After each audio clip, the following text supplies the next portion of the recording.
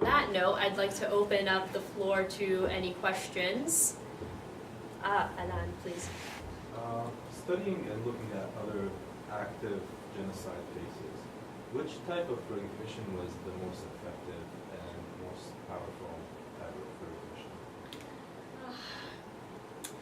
Well, I mean, I think that I like to take the Armenian case as an instructive one. And I can talk about the Ukrainian case. The reason why I won't take Ukrainian case is because within the scholarly community at least, and I think that within the community of nations, it's probably there's much more debate as to whether famine is a genocide. With respect to the Armenians, it's very few people who dispute that, barring the Turkish government and some of sort of the political allies. But so that's why I think the Armenian case is the instructive one. And here, I think it's a concerted effort of many different things. But I do think that the scholarly by the scholarly effort, I mean the fact that there has been a tremendous effort to document, to archive, and then a horrible word, to normalize the genocide within a larger field of genocide studies, so that the Armenians have managed. It began sort of as an Armenian affair, essentially. I mean, you would get Armenian students who were interested in pursuing these kinds of things and doing research.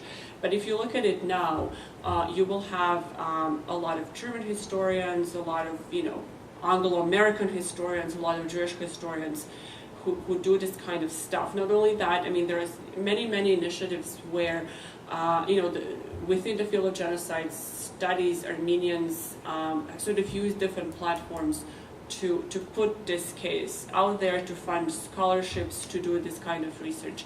Now, of course, the very fact that they've pursued other stuff. I mentioned the Permanent People's Tribunal, which happened in 1985, and it was the 60th.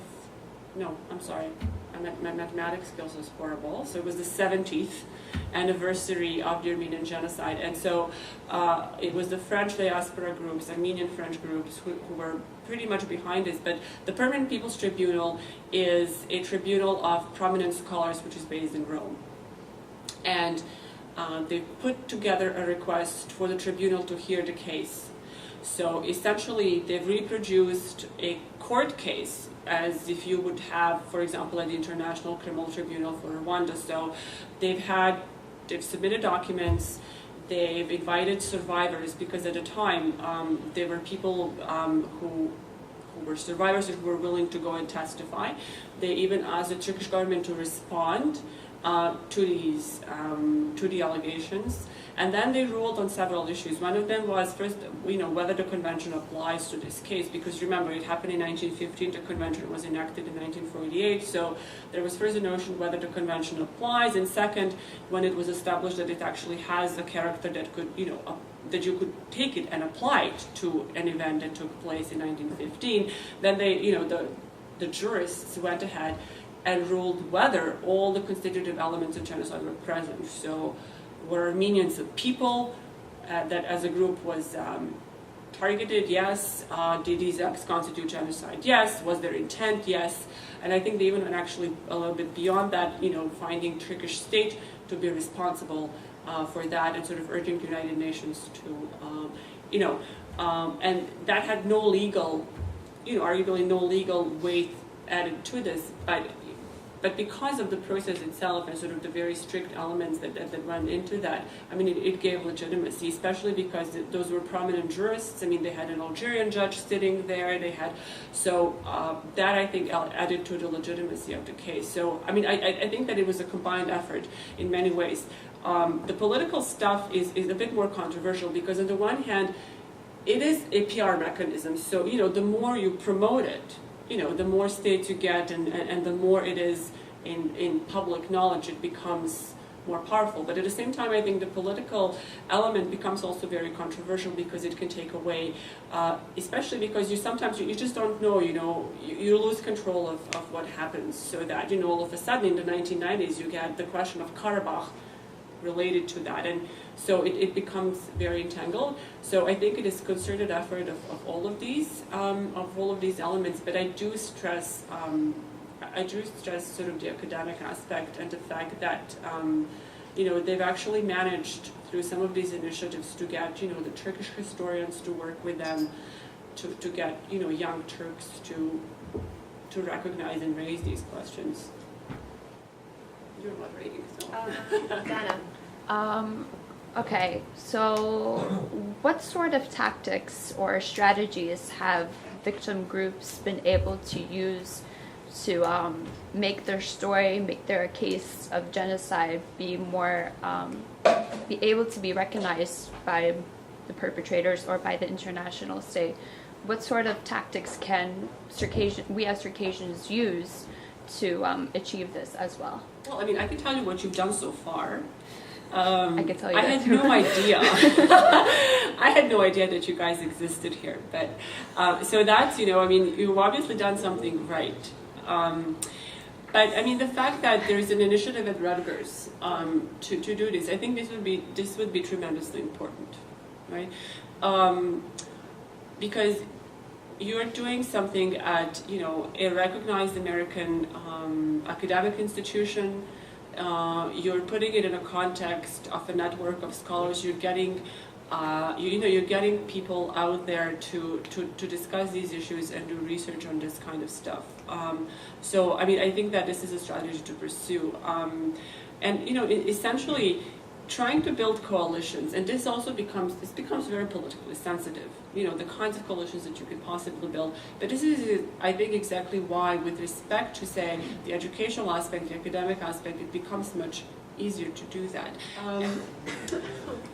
So coalition building. I mean, like the Armenians, for example, have gone out of their way to sort of link up with Jewish groups to get the Holocaust historians to be engaged with this particular issue. International lawyers, people who work on international law. I mean, this is the kind of sort of coalition building that I think would be a successful strategy of doing that. It just, based on endowing chairs in universities. But this kind of thing that really legitimizes it from sort of both perspective of, the kind of evidence that you're able to get. Because, I mean, one of the things you want to avoid is that, uncomfortable questions from your audience. And your audience is, it's the whole international community. So you'll get people who may be very sympathetic, and then you'll get those who are not. And then, they'll ask you all sorts of inconvenient questions that you have to answer in a way that sort of best serves your goals. So this is why I think the academic stuff is very important. To get the facts straight and to be able to answer all sorts of questions that you will inevitably be asked. Manaf had a question? Yes. In the light of the ongoing rest in Syria now, the fate of the Circassian diaspora in Syria become in jeopardy. And there is much of the talk now among the Circassian diaspora around the world, how we will be able to help the Circassian in Syria, who happen to be the immediate product of the genocide that we all believe. Now there is talk to approach the Russian government to repatriate the Circassian diaspora in Syria to Russia, Federation, and to the motherland. What I always wonder about is the fact that in Soviet times, the Soviet authorities lobbied the Armenian diaspora that lived in the Middle East in particular to return to Soviet Armenia. And I have no idea, why they did that. And I think that in part it was sort of, to promote the wonderful Soviet model that they had. But essentially, there's a bit of a precedent in the sense that at a certain point in history, the Soviet state at least repatriated the Armenian diaspora from the Middle East to Soviet Armenia. One of the things that I always wonder about is that, and I don't know whether this offers any leverage, is the fact that, the Russians are facing an acute demographic crisis, right? And they've gone out of their way to invite, Dukhobortsi or, whatever the little anonymous sects. Old believers. Right. Yeah. So, I don't know to what extent this is something that offers any leverage for that. But I mean, if they really did allow repatriation of, I don't know what kind of size of community you're talking about, I think that would be unprecedented. But again, I mean, I can't see that happening. So I'm sorry, but I don't think I answered your question the way you wanted. Lisa Circassian.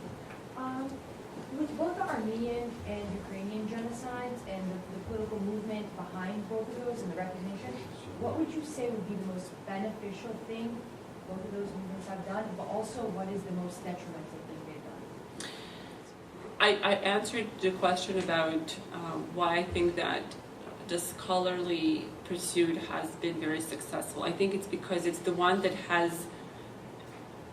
can be perceived, even though, that can be perceived, or rather can be pursued in a way that doesn't antagonize a lot of people. Now, of course, any kind of this mentioning with respect to, say, the Russian authorities, it's antagonism. I know that, people who study mythology, John Colarusso, that's the person I have in mind. I mean, all of these things that to, an ordinary audience would not be necessarily political from the perspective of Moscow becoming increasingly political. But I do think that, the kind of strategy that actually does not antagonize, that is not sort of hands-on, I think would probably be more beneficial, and the one that simply raises consciousness among the actors that can not necessarily make a difference right now. I mean, this is why I think that, in the Turkish-Armenian case, the very fact that there can be a generational change in Turkey itself, I think, is hugely important. And it's probably more important than, some of the political initiatives. And the fact that Wyoming perhaps recognizes the Armenian genocide, I don't know. But the very fact that you have Turkish historians, your age, who are combing through, Turkish archives on this issue and talking to their friends about it and holding conferences in Istanbul, I think is probably more effective than Wyoming recognizing the genocide. So, it's very difficult to. Oftentimes, I mean, some of these effects we don't know. I mean, we might very well come to 2015, and the government in Ankara might do something in recognition. I don't know. I mean, there's some talk that they might come out and say, and do some kind of gesture. And at that point, everything that has been done would be sort of seen as contributing to that in retrospect. But I think right now, I mean, I do think that, sort of knowledge and consciousness and archiving and consciousness raising, I would suggest, is because the power that, you face is just so overwhelming that you have to use what you have at your disposal, which is, the knowledge and the truth, and to do that as wide as possible. You said that when the Armenians were working on their case and they had academics working, it was Armenian academics. Initially. Right. With Circassians, we kind of have a few academics, in Europe and in Turkey. Now, is it okay, would it be seen as biased to have those academics working on our case too, or really does it matter? No, I mean, it makes perfect sense that, when you come, for example, there are several reasons why, it was initially Armenians who cared, because nobody else did, right? But also because some of the sort of the scholars who contributed quite a lot, would be Armenians who spoke, because for some of these cases, I mean, you sort of think about what goes into archiving these issues. Well, you have to have linguistic skills to do that. And oftentimes, an Armenian who speaks Turkish, Armenian, and German would be better positioned to do that than your North American scholar who only speaks English and is yet to learn all these languages. I suspect that, the very fact that Circassians care about what happens to Circassians does not take away from that legitimacy. It could be, it could be perceived as such by people who are not charitable to your case. Moscow, right? But it has always been a diaspora initiative initiated by the the diaspora and the academics within it. So initially, yes, for the Armenians, it was the Armenian academics, and of course they continue to play an important role. But I think that the testimony to the power of their initiative is the fact that now you have non-Armenians, and most importantly, you have Turks working on these issues. So that it starts at a certain point, and then it just sort of goes from there. But I don't think it takes away from the legitimacy of that case at all. During your talk tonight, you're talking about comparative politics with the Armenian and Ukrainian genocide, and bringing it in comparison to the Circassian genocide. And you touched on it in the fact that Armenians have Armenia and Ukrainians have Ukraine, and we don't have anything. Is there any specific case you could think of that fits us in that regard, in that there's people trying to pursue recognition of a genocide or some kind of historical justice without the benefit of a nation state that can back them up? Well, I was actually trying to think about it last night, and I could not. If there are some sort of similarities in that sense, is that the Bosnian Muslims have been quite restricted, despite the fact that Bosnia is an independent state. The constitutional structure is such that, although unlike the Circassians, they don't live under the power of a state that's so much more powerful than themselves, they still face a constellation of power that does not simply give them the state apparatus at their disposal, and therefore they can do what they desire to do. So in that respect, I think the Bosnian Muslims have had, they've faced a number of difficulties simply because they have to share a state with other groups, and one of those groups is implicated as the perpetrator group in the conflict in the 1990s. So from that perspective, there is that thing, sort of sleeping with the enemy, and what kind of implications that has.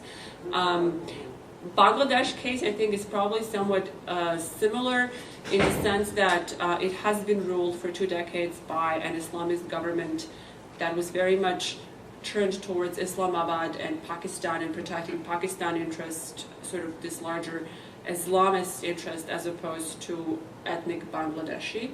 But that has started to shift with the democratic transition, and sort of, they're looking to go on trial for some of these crimes. Burundi is another case. 1972, Burundi has similar ethnic composition as Rwanda, so the Tutsi and the Hutu, and in 1972 it was the Tutsi-dominated regime that perpetrated a genocide with respect to the Hutu majority, I think. But the thing is that because of these events, and in particular because of what happened in Rwanda, you don't hear about this, right? And there has not been initiative to bring this to fore. People who study the Great Lakes are aware of that, but I think that's probably, the one similar case is where you've had an event, very recent event, but because the state is controlled by another group, the issue is a non-starter. And there is no Burundi, there is no diaspora, right? If there's a diaspora in Rwanda, but there's no diaspora, say, in a liberal democratic state that could take this up. So, but I think that, yes, you guys are in a very unique situation in the sense that it's not only, that you continue, the political affairs of the Circassians continue to be very much dominated by what goes on in Moscow, and the geopolitical constellation is such that it becomes, it's difficult for Armenia despite the fact that they're an independent state, right? It's extremely difficult to sort of get a movement on this because they're at the mercy of the Russian for their security, and if they want to make any kind of movement on sort of the economic front, they would have to normalize the relationship with Turkey. And depending on whether it's the Karabakh elite that's in power or whatever diaspora does, they can't make that. So they also, despite the fact that they control the state apparatus, I think that they're not, simply because they're in a bad neighborhood, they can't make a move where they would get recognition and then move on other questions of their relationship with Turkey and the rest of the Caucasus, Azerbaijan and the rest. Thank you for coming. What I like to say, our parents, I grew up in Syria, never had the chance we have now. And number one, I say God bless whoever invent the computers, the Facebook, Twitter. it's Twitter, all these makes our life easier, make the genocide less probably in the future, because comes some pictures, a lot of evidence. Before they never had any evidence. And the way I look, Russia keep attacking us from any direction. Even in Syria, I hear things after when I left, where our clubs, now you cannot be private, you have to open it to others to be members. So it's coming to America, same thing, where we're going to have other member with the Circassian. So they're attacking us to be divided. So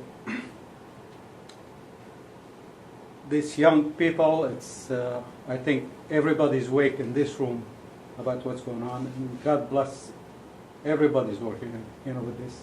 Thank you for coming. Well, thank you very much for the opportunity. I just want to say something. I mean, the notion that now, because we know what goes on, that somehow changes the game, I think it's unfortunately not the case.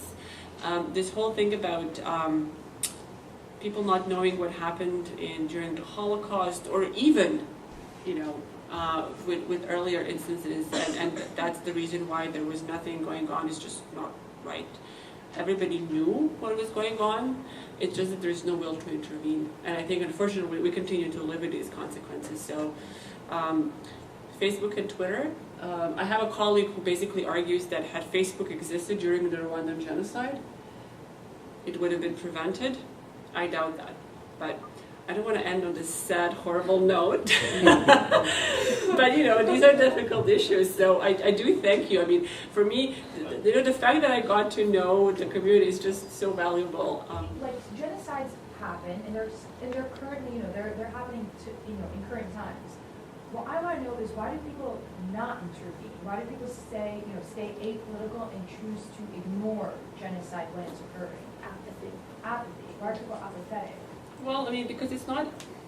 Look, in any particular case, let's say throughout the 1990s, when states, I mean, I can give you two cases where there was intervention as opposed to cases where there was none, right? So Rwanda, there was nothing. Rwanda, it's a very traumatic experience for many Canadians who were there with Romeo Dallaire, and I mean, you might have read the book Shake Hands with the Devil, and the fact that, there were people on the ground and they begged the UN to give them reinforcement and change the mandate, and they just wouldn't. But the two cases where there was intervention are the cases in Cambodia and in Bangladesh. In fact, they were a bit late in coming, and there were interventions in the case of Cambodia by Vietnam, and in the case of Bangladesh by India. And this is suggestive of the fact that states will intervene when they're very much threatened by the destabilization that happens. But when it comes to intervening for the sake of intervening for the protection of human rights, I think it becomes much more difficult. There is, the notion of international norms is also another one. I mean, so you would have a school of thought that would say, okay, well, if there is a principle of intervention, and there's this notion that somehow now we are in a time where we're working on a principle when it's okay to intervene and how you intervene and under what conditions, the argument becomes then, well, you've had interventions in Kosovo, and some people have argued that intervention in Libya was a case of humanitarian intervention. I don't share that view, but people would argue that. And then the question becomes, well, why not Syria then? Libya, but no Syria, right? Kosovo, but not Chechnya. So, what is the principle? And the principle becomes the one of, the feasibility, it's easier to do it in Libya, you can't do it in Syria, or the cynics would say, well, we have all the interest at stake in Libya, a lot to benefit with little cost, and Syria just becomes too difficult and too costly, and so who cares? So, I mean, I think that it's just, it's much more, I mean, if you consider like historically cases, you've had in 1915, I mean, American diplomatic missions anywhere in Turkey, German diplomatic missions, Ambassador Morgenthau calling for, and It was not, it was not in the interest of the United States, or let alone the United Kingdom or, Great Britain at the time to do anything, despite the fact that, the Brits really lobbied the Armenians to sort of, to take a particular position. But this is not to suggest that the publics in both of these countries were not incensed, at least parts of these publics, to get intervention. It's just that, the states did not find it in their interest to intervene. So. Well, on that note, I'd like to thank you very much, Maja, for coming in today, for sitting with us yesterday and meeting with us and discussing these issues. We look very forward to your research on Circassian genocide and recognition and what's to come for the future. And maybe even hopefully the next time we see each other will be when the International Genocide Scholars. Oh, yeah, maybe. Yeah, if they accept the resolution that we submitted, who knows? Georgia accepted the recognition this year. So thank you very much. Well, thanks again for having me. It was a great pleasure. So I look forward to it.